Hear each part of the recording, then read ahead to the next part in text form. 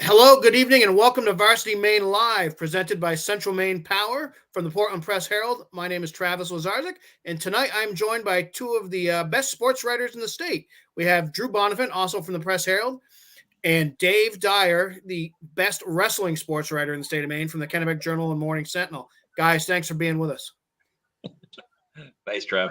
Our guest tonight is the head field hockey coach at Chevers High School. Last year, she won her first state title with the Stags. Right now, her team is 7-0 and has outscored opponents 68-1. Please welcome to Varsity Maine Live, Teresa Arsenal. Coach, thanks for being with us. Thank you guys for having me tonight. Super excited to be here. Okay. Winning a state title is hard enough, especially in a sport that's been dominated by one program like Skowhegan for decades. Defending a state title is probably harder. What's it been like to kind of keep your team going this year? Judging from the scores, that doesn't look like they need a heck of a lot of motivation.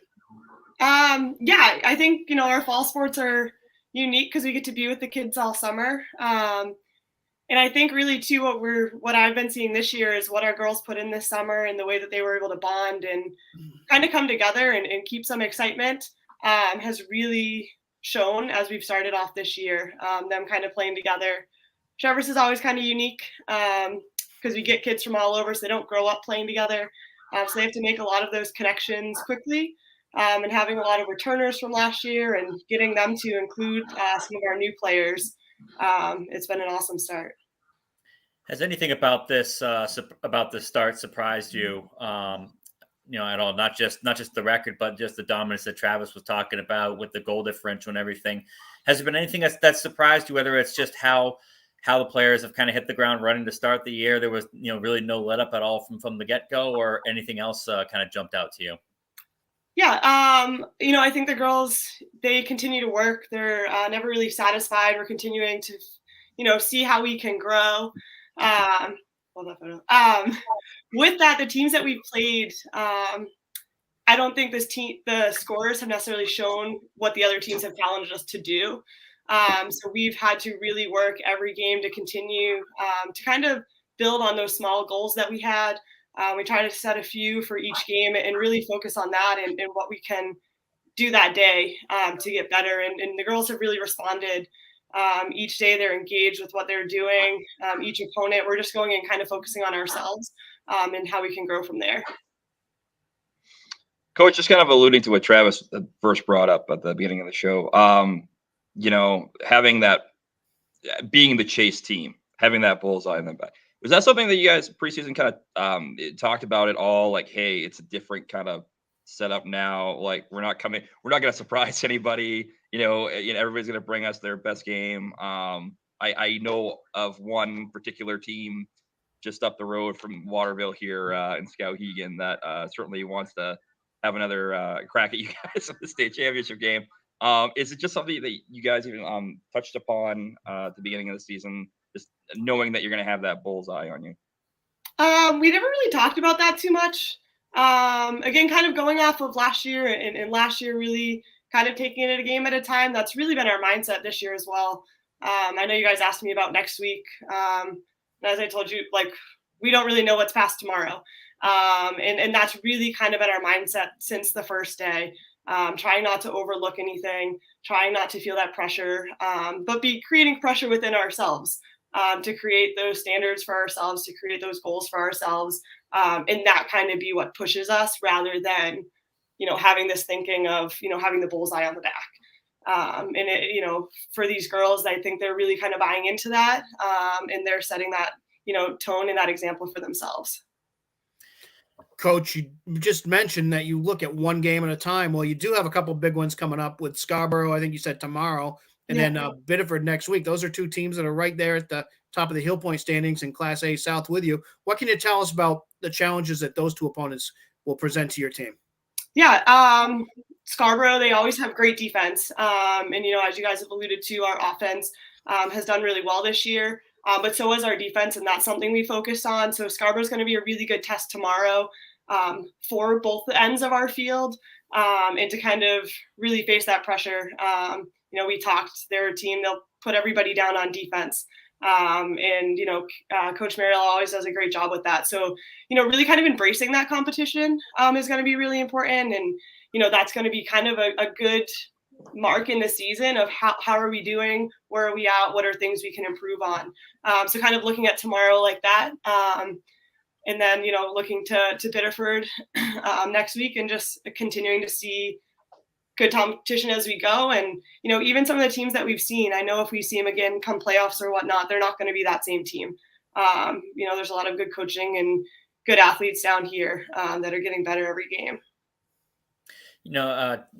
We mentioned earlier the 68-1 goal differential, and a lot of people would focus on the 68 goals for good reason. It's an average of just under 10 goals per game, which I think would be, if it holds up, would be a Class A record. But the other number you can look at is the one there, only one goal allowed. And is that something that you as a coach put just as much pride in, just how tough you've been to score on, not just how potent you've been scoring goals? Oh, absolutely. Super proud of our defense. And, we talk all the time, our defense starts with our forwards. They do a great job of staying engaged. But, our communication out back, our goalie working with our back defense, and really, pushing and working together as a unit. I think that you're right. That is something that a lot of people don't talk about or notice, but is becoming a big part of who we are this year. And I'm super proud of those girls. And, as defenders, they don't always get the name in the paper and all kind of that highlights. And I think that's what makes those girls so special. They stay humble. They continue to work hard. And, as we get further into our season, I think that's the effort that's really going to end up paying off too. Kind of segueing off that, I mean, so many people, when they talk about this team, they talk about Lucy and Lily Johnson, they talk about Taylor Torrey. Who are some under the radar players who have really been kind of stepping up for you, either the last couple of years or this year in particular, and have really kind of been shining for you? Yeah, that's so hard to answer. Our back defenders, we have Ella Cooney and Madeline Fowler, and Logan Lefevre in goal, 3 seniors. We've had a lot of experience. But even within our, I honestly, even within our midfield, I've never had this before, but as a coach, it's almost hard to create a starting lineup because almost every girl, I think, deserves to be out there. We got, Charlotte Miller and Taylor Krieger. They're 2 that are these just hidden hard workers, and Lily and Magna. I could go on and on. We have a couple newcomers. Joey Pompeo is a freshman. Both of her sisters played at Cheverus. So there's a lot of working parts. And then we have some girls stepping up and, helping with, scoring some of those goals. Mackenzie Cash and Zoe Radford, those are 2 girls in, the past couple games. They just continue to push each other so much. And I mean, if you get a chance to come out this season, you'll really be able to see how much of a team they are. And that, Lily and Lucy, and they work so hard. But it's all of them coming together and the chemistry that they create that, takes them, to that next level as a team. Coach, I was curious on, you see other teams, you talk with other coaches, throughout the year, and field hockey in Maine just continues to just get better and better. Players get better and better. More and more Maine high school players are going off to play Division I field hockey now. What is it you think? What kind of factors are there that you see for players that come through the state, through the high school ranks that set up this success that's been going on, not just with your program, but programs throughout the state? Yeah, I think there's a lot of programs outside of high school field hockey. I remember when I was growing up, there was only 1 or 2 options. One, I think, was in New Hampshire, and there's a few floating around here.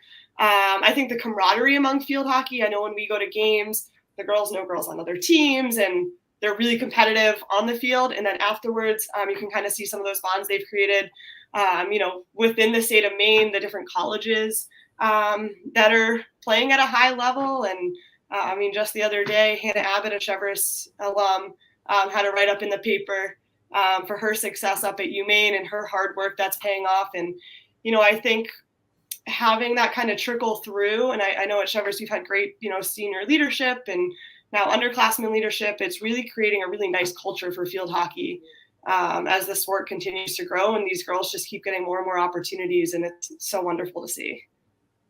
I wrote that story on Hannah, so I'm glad. It was amazing. Any right. high school kids watching need to read it. It was a great testament to like what it takes to be, an athlete, and that you might not have all that skill and you might not fit right in at first. But that hard work and all that patience and being a team player really pays off. So awesome story. Oh, for sure. Thank you.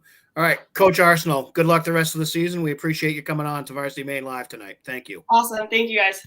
Thanks, Coach. All right, that was Chever's field hockey coach, Teresa Arsenal. We now have Athletes of the Week. We will start with Henry Horn from Freeport Cross Country. The senior won the Southern Maine Classic Invitational in Gorham by 13 seconds over Portland junior Nathan Blades in a season best time of 15 minutes, 26 seconds over 5 kilometers. Candace Pilot from Messalonski Volleyball. Pilot had 6 aces, 7 kills, 3 digs, and a block in a 3-2 win over Mount Ararat, Brunswick. Reese Davis from Spruce Mountain Football, the Spruce Mountain athlete, not the ESPN announcer. He scored 6 touchdowns and ran for 330 yards as the Phoenix defeated Morris 54-22 in a matchup of unbeaten 8-man large school squads last week.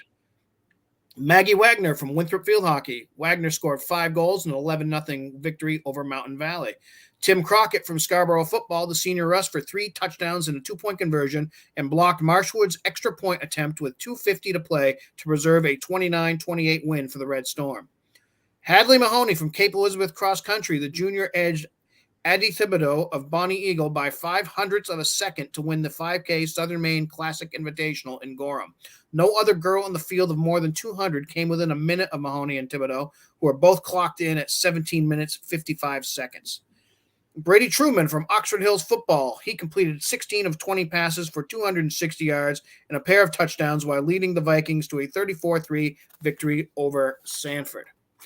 KK Daggett from Mount Blue Girls Soccer. Daggett continued her scorching start to the season with 9 goals, including 4 against Lawrence and 3 assists over 3 games. James Bauer from Chever's Boys Soccer. He scored the tying and winning goals in the Stags' 3-2 win against Biddeford on Tuesday. Catherine Manzer, Gardner Girls Soccer. She scored 3 goals in a 6-0 win over Coney. Dave, I think you covered that game, didn't you? I did. Manzer is about Catherine and Gardner. She's a freshman. Had an outstanding game. Gave all the already talks like a veteran. Gave all the credit to the to the other players on the team, her teammates for getting her assists over there. Great thing about that particular game was Gardner was really looking for an offensive spark. They've had success with their defense, the backfield for the beginning half, the first couple of games of the season, but they were really looking for an offensive spark, and they got it. Not only did they get it, but they got to have it against their own rival with Coney. So an enjoyable win for Gardner the other day. All right, thank you, Dave. Parker Higgins from Lawrence Football. He rushed for 208 yards and 4 touchdowns in a 58-6 win over Bangor. Drew, Parker was one of those guys we were looking at the beginning of the season as one of the better players in the state. Took him a few games, but it looks like over the last couple, he's kind of finally living up to that potential we all knew he had. Yeah, this was a signature Parker Higgins game last week. Just showing that, just showing that breakaway ability that we saw last year. I mean, there's a reason why he was the most popular pick among Class B North coaches. If there was a Fitzpatrick Trophy candidate from the class, who is it? Most of them were pointing to Parker Higgins.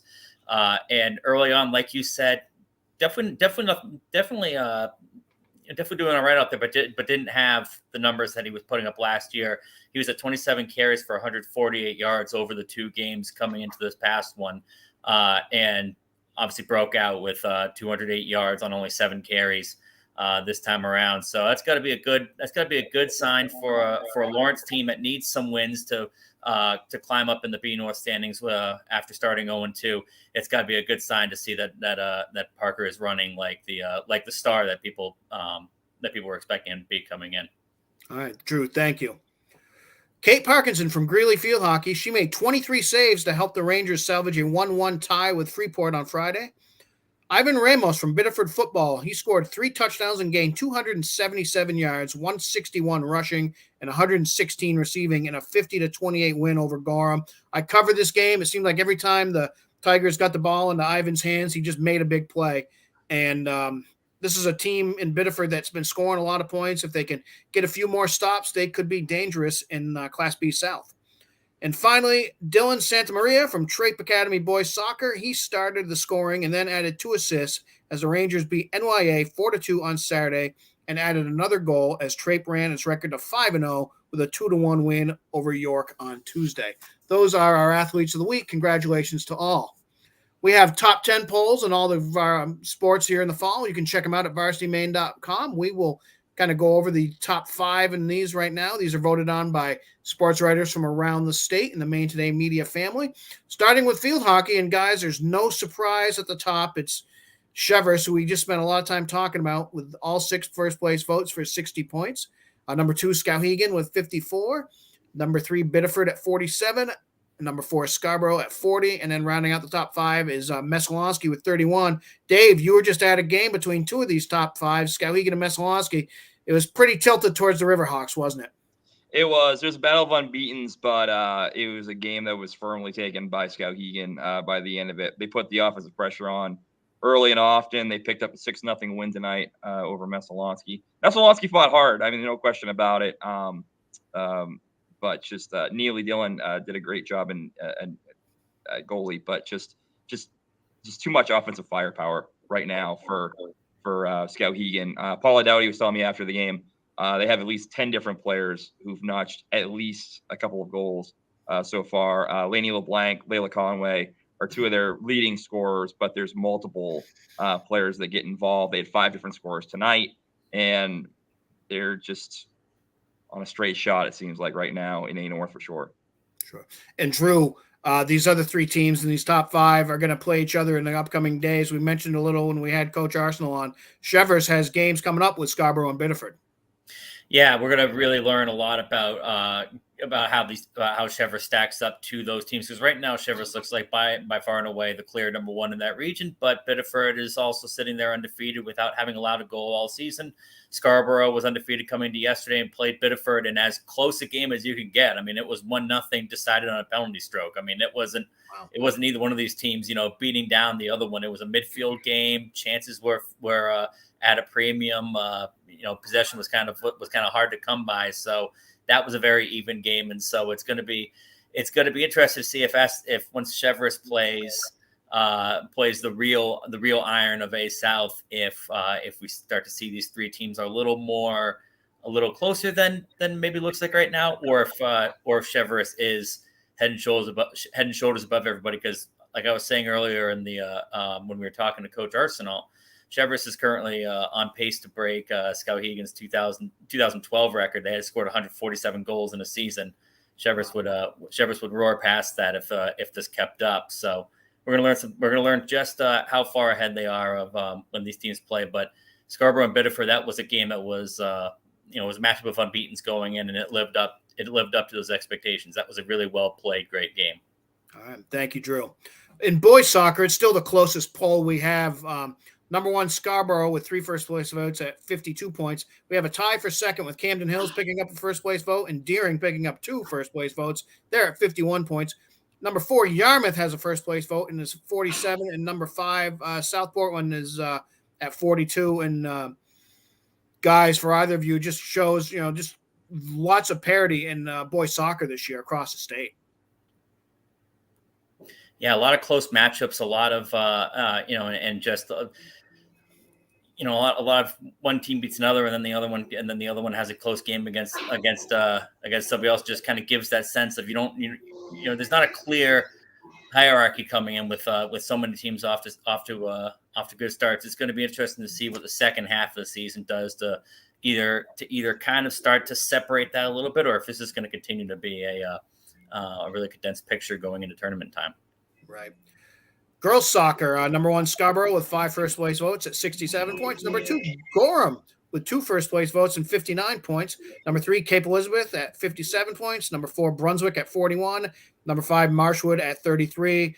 Gorham kind of intrigues me a little bit because talking to people in the preseason, they thought they'll still be good, but they graduated a lot of talent from the team that went to the regional final last year, and people wondered if they would rebuild. Right now, they're undefeated and really knocking on the door of the top spot. So it'll be interesting to see if they can keep that up. because I don't think they and Scarborough play in the regular season this year. It's kind of like when Scarborough and Wyndham never saw each other in the regular season. We anticipated a playoff matchup that unfortunately didn't happen. Maybe we'll get that with Scarborough and Gorham this year in the postseason. And finally, football, Oxford Hills remains number 1. They get 7 of the 8 first-place votes and 79 points. Number 2 is Levitt, Class C Levitt, who's been knocking off Class B and Class A teams in the last couple of weeks, gets a first-place vote, and they are tied with Skowhegan with 62 points for second place. Thornton Academy in 4th at 60 points, and 5th is Wyndham at 47. Dave, you've seen this Skowhegan team, I think, or at least cover them, back-to-back shutouts. What are they doing well? Everything, I suppose. Yeah, just from what I've read, Mike Mandel's been he's kind of been the beat writer for Skowhegan football, but just from what I've read, just strong defensive play. No one in the conference is surprised by this. They were the preseason favorites, and they've kind of lived up to expectations. They've been rolling all season. I thought the most impressive win with Skowhegan might have been the season opener with Lawrence. You know, everybody seemed fairly certain that would have been a close battle, and Skowhegan ran away with that one. It's just, I don't know, just good, strong team play, especially, like you said, on defense, with a couple of shutouts. They're just rolling along, and there doesn't seem to be, at the moment, anybody that's really kind of matched up with them, that can take over. Yeah. And Drew, having a Class C team tied for second and Levitt, many years would seem surprising, but this Levitt team beat a very good Portland team in Class B in week 2 by a lot. And then last week beat a Class A team in Lewiston, who has about 1,000 students more than Levitt by quite a bit. This Levitt team can compete probably in B, C. They'd probably give some other A teams a great game too. Absolutely, and this is a team that's been kind of raising its profile the last few seasons with just one strong season after another. They never seem to take losses with graduation. They just kind of fill right in and keep clicking.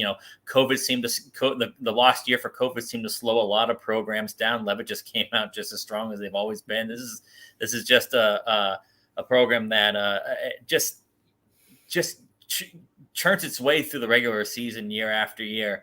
And the playoffs, it's sometimes you see these games get a little tighter, and then sometimes you see teams have a better chance against them once you get to the tournament. But they've really been on a roll, and it makes sense that they've climbed up the rankings to the degree that they have.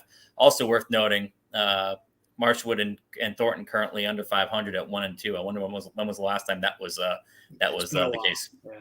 And Levitt with a big game this weekend at Wells, and then they've got a big one coming up with another Class B opponent in Lawrence soon. So no easy weeks for the Hornets, but they're passing every test so far.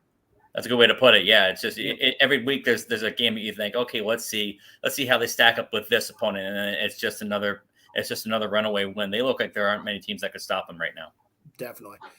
Okay, guys, there was some news outside of fall sports today in Maine high school sports. Gardner's Lizzie Gruber announced she will be attending St. Joseph's College of the Atlantic 10 to play basketball, to further her basketball career. You guys have seen her play. What can you tell me about Lizzie Gruber's game and how she may succeed at the Division I level? Her skill set has just been getting better and better with each year. She just keeps adding an element to her game. I think she's probably still known by people as, the tall girl for Gardner who blocks shots and gets rebounds, but she's turned herself into a complete player. She's got a mid-range shot that's come along. She started to add a 3-point shot as well. And if you leave her alone beyond the arc, thinking like, there's no way this 6'4" girl is going to take a shot, she will. And she's made a few of those. Her defense jumped out to me last year. There was a game they played against Coney, and she was up against she was just asked to play a one-on-one with Coney's top player, and just put the handcuffs on her. Didn't allow her to get much on her. It was a really impressive effort, and just went to prove how complete her game, how versatile her game has gone from, offense, defense. She's added it all. And the athleticism. That's the other thing too that just stands out about her is just all around athleticism that she has. Obviously she's going to, to college play basketball. She's a standout volleyball player too. She's almost honestly just as talented in volleyball as she is in basketball. It seems like whatever type of game or situation you give to her, she finds a way to accomplish it. So I can't say that I'm surprised by where she's going and how she's gotten there. No, I think she enters the season as the clear favorite for Miss Maine basketball. I don't think there's any question about that. Mm-hmm. Okay. Guys, games that you're looking forward to coming up in the next few days. I'm looking at one tomorrow night that I'm going to be covering. Mount Desert Island making the long trip from Bar Harbor to Yarmouth for a 8-man large school cross division north-south game. Kind of interesting to see how Yarmouth does with a tough opponent. They're 3-0, coming off a season where they really struggled with just one win last year. And MDI coming off a close loss to Waterville last week. What about you, Drew? What game are you looking at this week?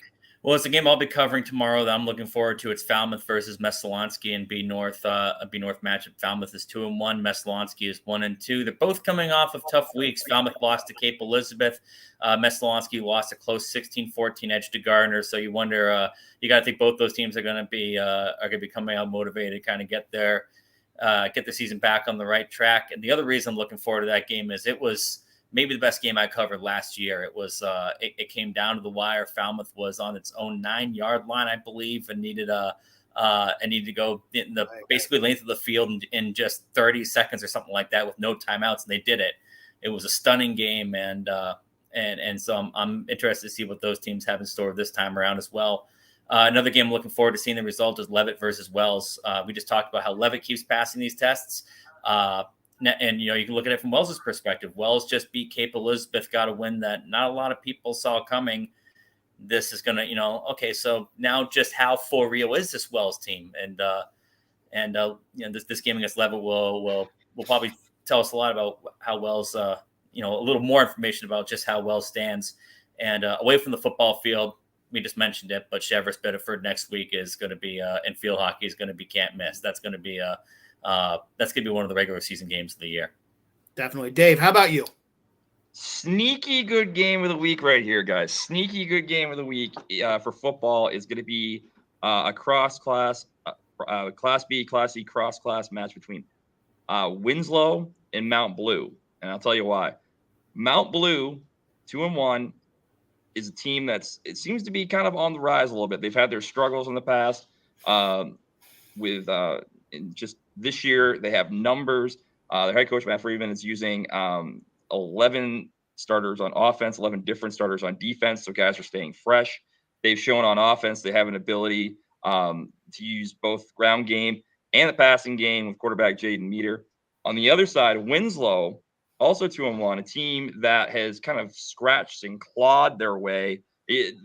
Always successful, but this year they've been battling. They've had their struggles. They lost their top back, Matt Queering, to injury to the beginning of the season, very first game of the season, and is out for a while. Pedro Garcia has been filling in kind of as the lead back for them. They fought with Belfast last week, just barely beat Belfast last week to get a win. I feel like this will be both a good test for Mount Blue and for Winslow equally. I think this could end up being one of the closer games of the weekend in Central Maine, and I'm kind of looking forward to seeing how that goes. Okay, it's an old PTC Class B rivalry from the past. That should be an interesting one. Thanks, Dave. All right, that's going to do it for Varsity Maine Live this week. We'd like to remind you to check out all our websites, pressherald.com, centralmaine.com, sunjournal.com, and forecaster.com and timesrecord.com. Can't forget them. For all your high school sports needs in Maine. For Dave, for Drew, for Coach Arsenal, I'm Travis. Thanks for joining us this week on Varsity Maine.